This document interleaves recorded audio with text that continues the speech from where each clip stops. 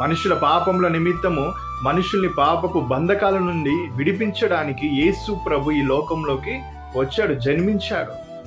అయితే 2000 సంవత్సరాల క్రితం వచ్చినటువంటి యేసు ప్రభును అంగీకరించినటువంటి నీలో మరి క్రీస్తు జన్మించాడా? క్రీస్తు నీలో పుట్టాడా?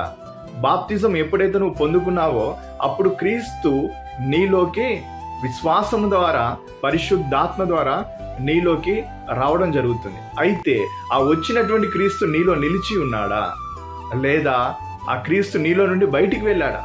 ఈ లోకంలోకి వచ్చినటువంటి క్రీస్తు ప్రతి మనుష్యుని వెలిగించడానికి ఈ లోకంలోకి వచ్చాడు. మరి నీలో నీ ఆత్మను వెలిగించేటువంటి ఆ క్రీస్తు నీలో ఉన్నాడా? వాక్యమై ఉన్నటువంటి క్రీస్తు నీలో ఉన్నాడా? నీలో క్రీస్తు ఉన్నట్లయితే విశ్వాసము నీలో ఉంటుంది, నీలో వాక్యం ఉంటుంది, నీలో సత్యం ఉంటుంది, నీలో యథార్థత ఉంటుంది. అప్పుడే క్రీస్తు నీలో ఉన్నట్టు, క్రీస్తు నీలో పుట్టినట్టు, క్రీస్తు నీలో స్థిరపడినట్టు, క్రీస్తులో నువ్వు బలపడినట్టు.